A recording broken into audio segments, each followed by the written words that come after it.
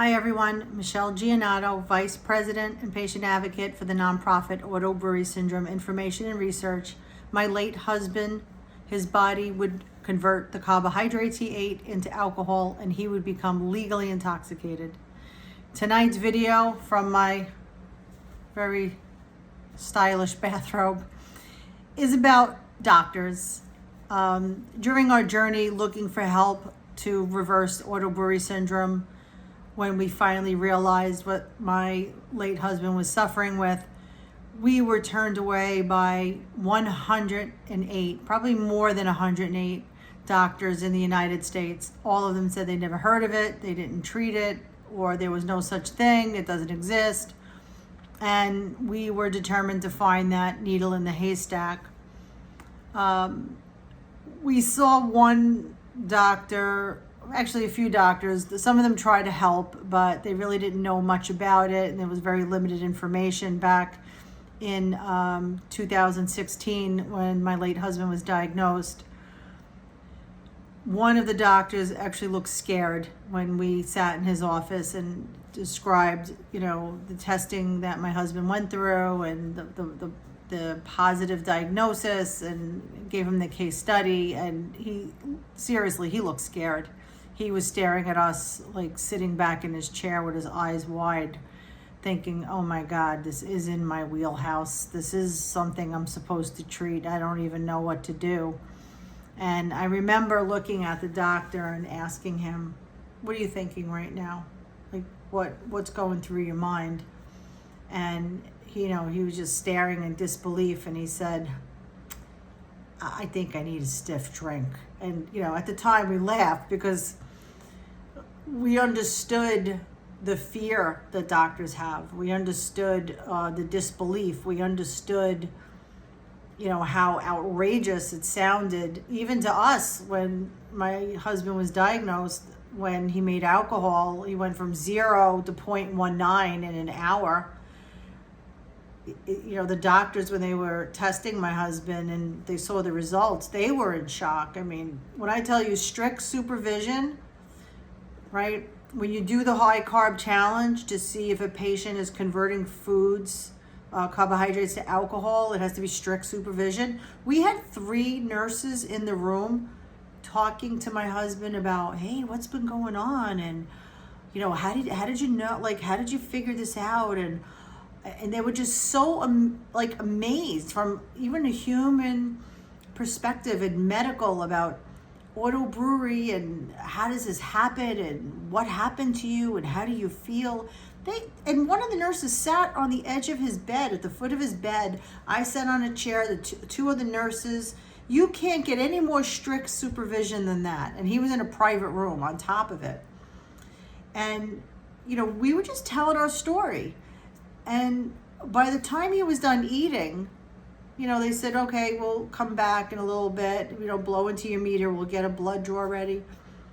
And after 45 minutes, when he blew into that meter and it was 0.19, the nurses were looking at each other like, what?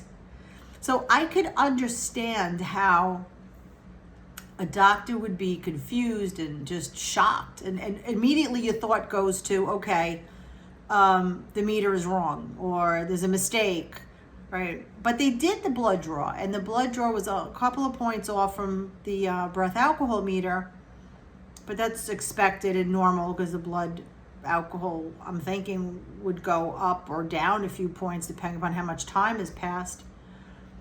But one of the struggles that we have now, so many years later, is doctors are still unaware the condition exists. I still hear reports from the 1,300 members in our support group. The doctor said there's no such thing or it's too rare.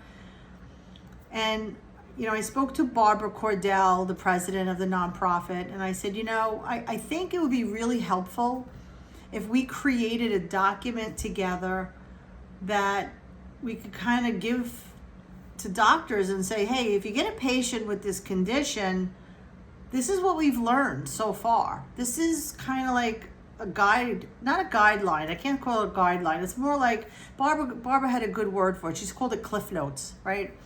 And it was what we've learned up to this point on how to diagnose and test and possibly some treatment options. And we collaborated with a bunch of medical professionals, gastroenterologists, infectious disease doctors. And, we told them we want to create this document so that if a doctor reaches out to us, or a nurse practitioner, or a medical professional, functional medicine doctor, they could say to us, what are you guys doing today? Like, give me like a little bit of a cheat sheet. Give me a head start. What do I do? And we created this document, and I think we call it ABS Cliff Notes. If you're a medical professional, reach out to us at auto-brewery.org. We will share this document with you.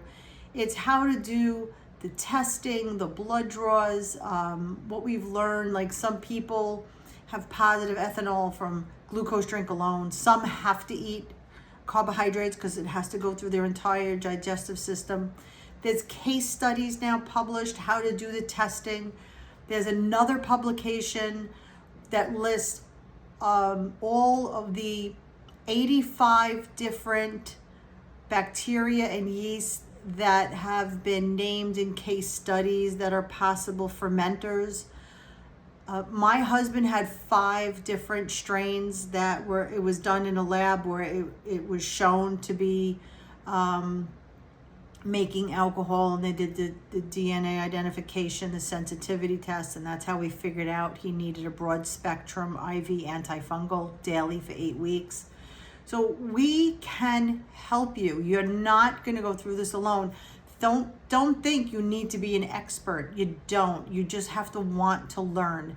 And we created this nonprofit not only to help the people who are suffering and to have a support group, but to also be someone that doctors and medical professionals can reach out to us worldwide. There are doctors all over Australia right now. We have patients in Australia that cannot find doctors. There's few and far between.